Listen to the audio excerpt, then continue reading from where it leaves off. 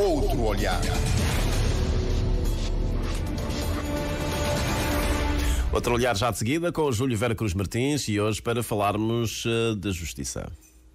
Da Justiça, sindicalistas, associações do patronato, organizações da sociedade civil e estruturas do Estado vão tomar conhecimento hoje da nova estratégia nacional e o segundo plano de ação contra o tráfico de pessoas, Horizonte 2026. A apresentação vai ser comandada pela Ministra da Justiça, Joana Rosa.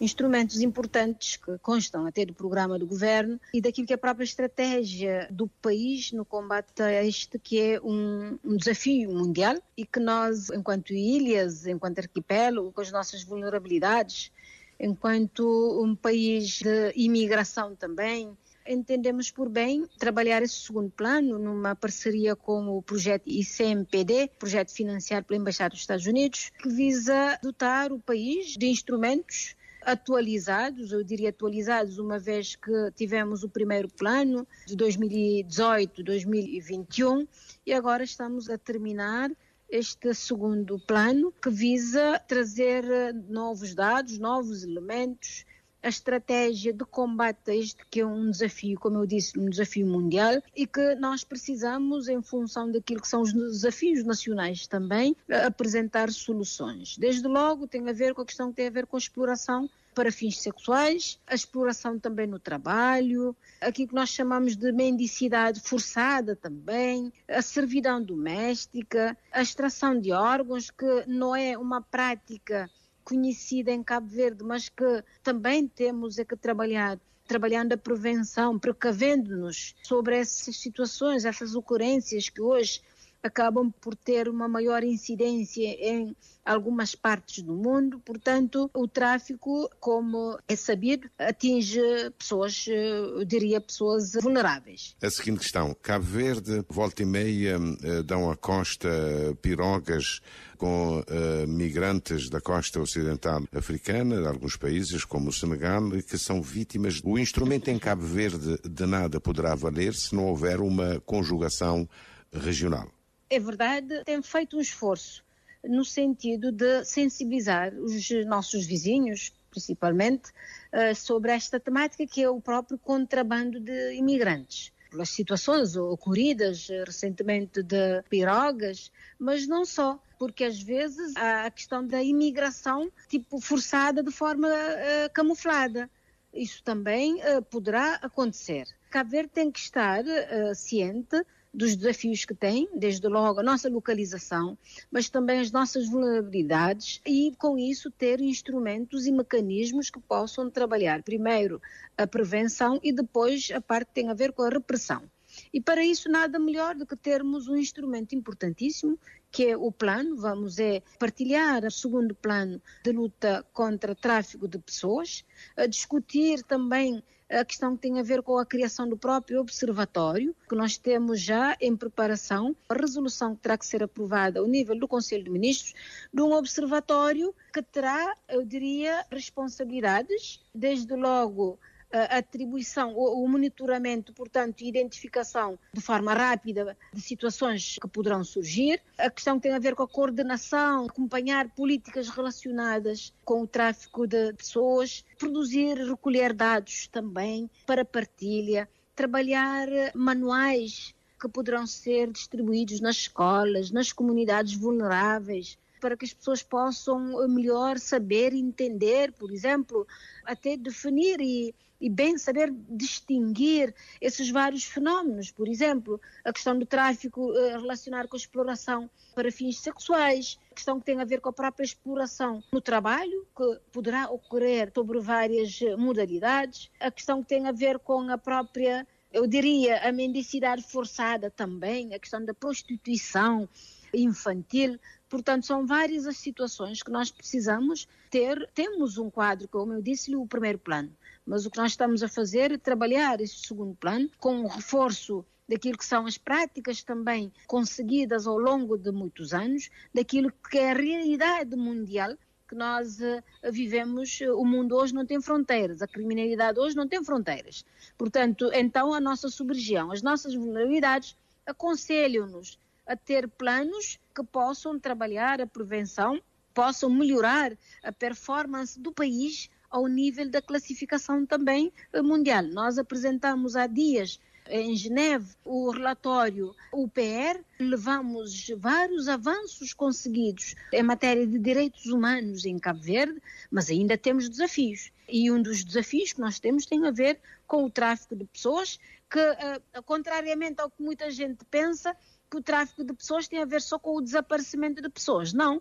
Vários outros fenómenos que podem ser tidos como sendo tráfico de pessoas, e a questão de imigração, ela também não pode ser descurada. A razão pela qual o próprio Observatório tem na sua composição várias entidades. Para além dos conselhos superiores, nós estamos a integrar o Observatório com entidades, Ministério da Saúde, Educação, as ONGs, e, portanto, são instituições que vão trabalhar e agir, apresentar recomendações através de políticas públicas que o governo terá que adotar, monitorar situações que vão acontecendo, como eu disse, analisar os vários fenómenos e tomar precauções para que o país possa sentir-se livre desse tipo de fenómenos, que nós temos que ter mecanismos próprios internos de combate.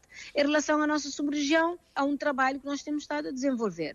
Nos encontros, em visitas com vários ministros de Justiça da nossa sub-região, temos sempre colocado esta questão na agenda. O contrabando de imigrantes, diariamente ouvimos desaparecimentos no Atlântico e no Mediterrâneo de milhares de pessoas a caminho da Europa, e que acabam por pôr em causa a própria vida.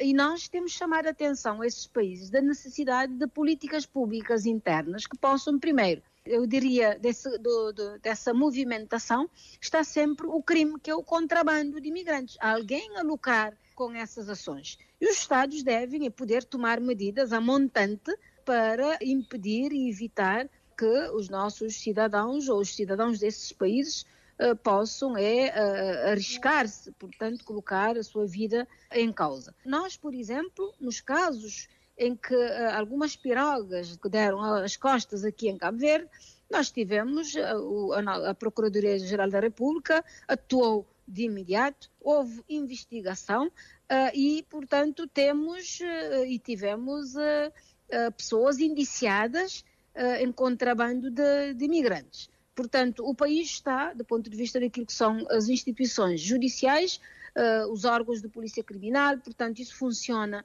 de forma articulada. Precisamos agora, ao nível do executivo, daquilo que criar condições para que possamos operacionalizar o observatório, ter instrumentos capazes de trabalhar a prevenção, a sensibilização. O país já aderiu a várias convenções internacionais em matéria de direitos humanos, portanto, é trabalhar esta matéria de direitos humanos enquanto um bem, eu diria, fundamental para a sobrevivência digna do próprio ser humano, e os Estados têm esta responsabilidade até constitucional de proteger os seus cidadãos, de criar melhores condições, evitar ou reduzir as vulnerabilidades também, que acabam por ser um fator crítico. A nível interno, a estratégia contará com parcerias dos municípios e do tecido empresarial, as empresas? A intenção é essa, de se envolver. O Estado por si só não consegue fazer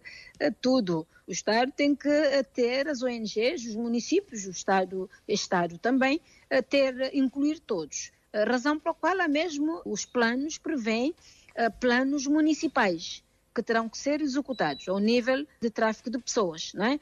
Os municípios terão que envolver-se, a trabalhar em conjugação também com a própria plataforma das ONGs que faz parte do observatório. A necessidade, nós estamos a prever, por exemplo, a criação de uma estrutura dentro do observatório, uma estrutura permanente, que não seja uma estrutura como funcionários ou pessoas que de forma livre, espontânea, aparecem nas reuniões. Não, estamos a pretender ter uma estrutura permanente que possa fazer o acompanhamento, introduzir os dados, monitorar, também dar soluções e sugestões para que medidas de políticas possam ser adotadas. E para isso, o envolvimento de todos. Todos têm a obrigação de trabalhar e de identificar casos que poderão configurar-se tráfico de pessoas para que possamos trabalhar para que haja a paz social. Essa estrutura permanente no Observatório Nacional é que se encarregará da execução do plano de ação, da coordenação? O plano de ação não é possível executar por todos os players. Isso quer dizer que poderá haver planos sectoriais. Por exemplo, a parte que tem a ver com o trabalho forçado, caberá a Inspeção-Geral do Trabalho ou a Direção-Geral do Trabalho a preparar um plano sectorial de combate ao trabalho forçado. A parte que tem a ver, por exemplo, com a questão do VBG, que também se coloca dentro daquilo que é a parte que tem a ver, não só VBG, mas também a própria exploração sexual a crianças ou a mulheres, não? Acaba por estar centrada basicamente junto ao ICIEG.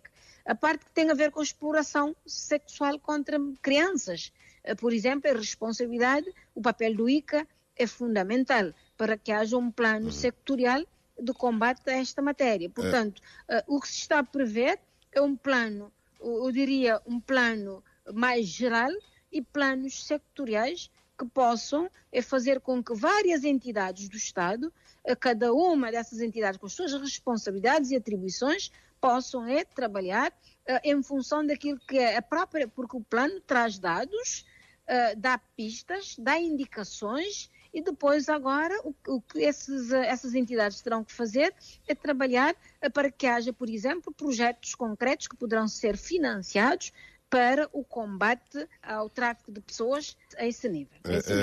Haverá alguma estrutura intergovernamental de coordenação? Claramente que esta estrutura de coordenação terá que ser a própria Direção-Geral da Política de Justiça, que está no Ministério da Justiça, não? Portanto, o próprio presidente do Observatório será nomeado pela tutela da Justiça e haverá um secretariado também de apoio. Mas a composição do Observatório, ela é extensa, várias as entidades que dele fazem parte e que, como eu disse, cada uma dessas entidades terá responsabilidade a par daquilo que são as responsabilidades do ponto de vista dos órgãos da Justiça, não é? Do Ministério Público e dos tribunais. Haverá essas instituições, eu diria instituições não judiciárias, que terão que encarregar-se e trabalhar para a implementação do plano. Haverá um plano operacional, não é? Está-se a aprovar um plano através da resolução, o segundo plano de luta contra o tráfico de pessoas. Haverá um plano operacional que será um plano para execução. A nova estratégia e o plano de ação prevêem mudanças a nível legislativo? Nós temos um quadro legal. O que nós precisamos neste momento é aprovar o segundo plano ao nível do Conselho de Ministros. Não é?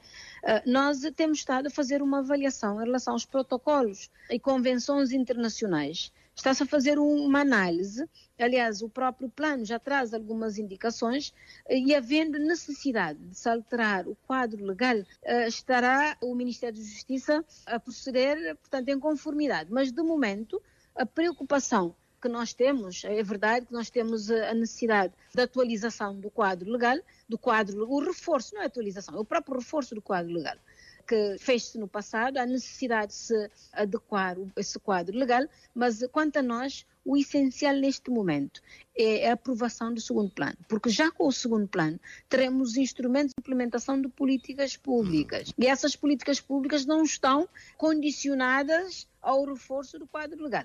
E eu acho que o quadro legal neste momento não é obstáculo para a operacionalização do plano, que será aprovado em sede do Conselho de Ministros, da criação do observatório também, que será por via de resolução do Conselho de Ministros, e da operacionalização do plano operacional, que será executado pelo próprio observatório, com o suporte, eu diria, técnico-administrativo da comissão, portanto, daquilo que é a instituição que se está a querer criar. O secretariado permanente. Só para esclarecer, esse Observatório Nacional fará as vezes de uma tal comissão interministerial, como existe em outros planos? É basicamente isso. Só que tem poderes, tem atribuições bem mais, eu diria, mais extensas e que acabam por tornar esse observatório num figurino diferente das comissões interministeriais, porque neste caso o observatório vai poder monitorar, não é? Os casos que vão acontecendo, analisar e apresentar, tal como as comissões interministeriais, medidas de política, mas o observatório teria, eu diria, que seria uma instituição não só com esse figurino de aconselhamento, mas também de monitorização e de execução. Ministra da Justiça, Joana Rosa, foi entrevistada pelo jornalista Júlio Vera Cruz Martins no Outro Olhar de hoje.